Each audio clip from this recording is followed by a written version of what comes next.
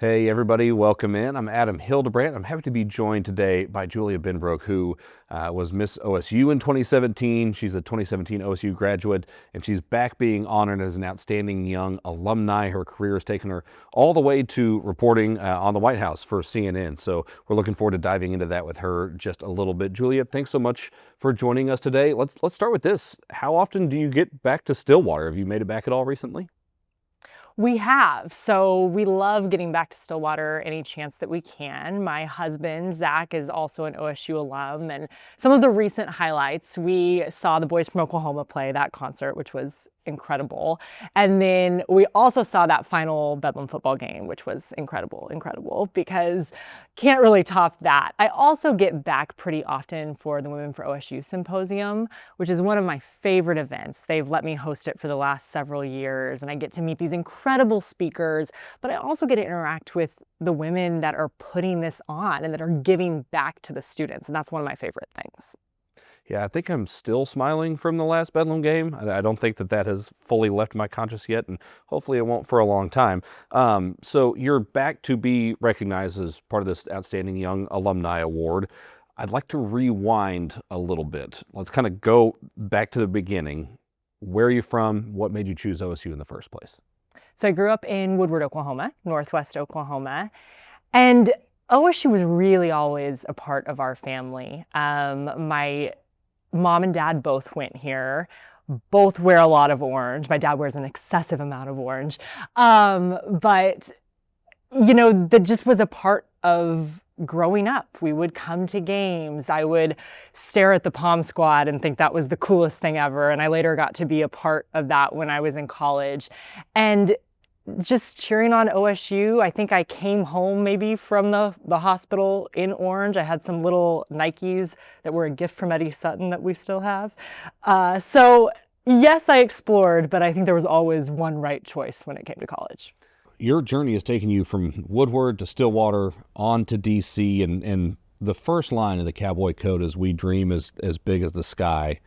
So I wonder, would freshman Julia, when she stepped onto campus, those are pretty big dreams, obviously, that you're doing now. Is that something you would have even envisioned at that time?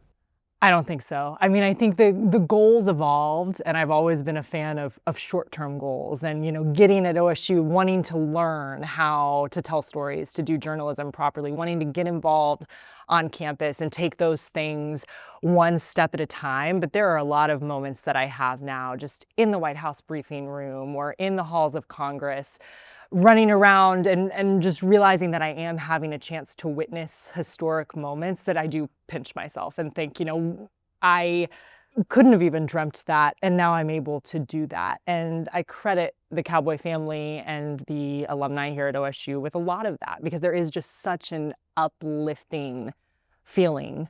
And cheering on the Palm Squad for 4 years, I understand the importance of that strong cheering section and being that strong cheering section. I think that's what OSU provides. As I went through the journalism school, the well-roundedness of it always kind of stuck out to me. As someone who is going and reporting on a daily basis, what about your education kind of stands out that you call back to help you do your job? Especially the ability to get out and try things. So I'm very, very grateful for the education that I received here, but equally grateful for the opportunities on campus to step into rooms that I maybe wasn't qualified for at the time, but you were allowed to try it.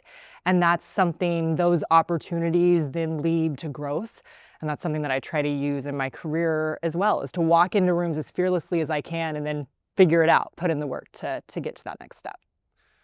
We live in a world where with social media, everyone can have their opinion shared on everything pretty immediately, and that includes your work, which is fairly high profile work. I guess my question would be, why? What is it that kind of makes you want to step out into that world and be willing to go into that world to do your specific job?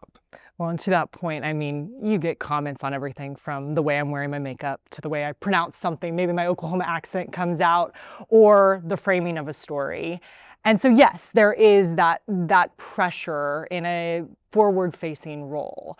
But journalism's important, and that goes back to the fundamentals that you learn at the Paul Miller Journalism School here. It's stories are important, access to information is important, and when I'm able to yell a question at the president and his answer might move the needle, I think that it is important to be just giving people access to whatever that is. What is something that people maybe don't know or don't think about your job as a journalist that you would like for them to know? I think just how it's not as glamorous as people probably think it is. I mean, in any sort of journalism role, you're doing your makeup on the side of the road for, live shots that it's raining and all the things. You go through all these different stages of your career. And there are times, at my last role, I was with Spectrum News based in DC. I primarily covered the Kentucky delegation, but there were times I was going into an interview with a congressman or a senator and I was filming it. I was sitting there being on camera. I was miking us both up. I was doing all the pieces, and just how many different things you have to take care of in that role. And then in what I do now, you're tracking what the President of the United States does. You wake up in the morning, you think it's one topic, and then you cover 10 more before you go to bed. So just being prepared, prepare for everything, expect nothing, I guess is my motto. We need that on a sign or something here inside the studio. Obviously, to do your job, you must enjoy it. So what do you enjoy the most about your job? I love getting to ask questions and to learn, and that every day there is a new topic to learn about. There's something to challenge yourself with, and people are interesting. That's whether it's a politician that you can kind of get to talk on the side, maybe a little less scripted than they are in front of the camera, or it's somebody really experiencing something that, legislation did this and they're experiencing it in their town, and just getting those different perspectives. And I think it's important, growing up in Woodward, Oklahoma, going to school in Stillwater, to be in what is sometimes considered a DC bubble, to bring in as many voices as we can. That's something I think journalism is proactively trying to do right now, is to reach more voices, more people. And so I hope I can play a small role in trying to do that. So you report on the world of politics, and that gets crazy, and everybody has their own opinions. You have your own opinions, I'm sure, but that's not necessarily the job to share those opinions. So how do you separate whatever political beliefs you might have with your job?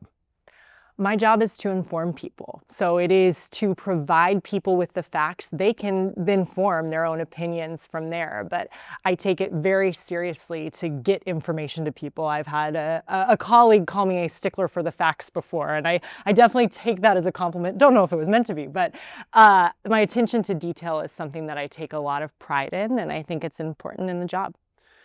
So you mentioned, obviously, from Woodward, went to school here, you covered the Kentucky delegation, so you were involved in bringing news to the people of Kentucky for a while.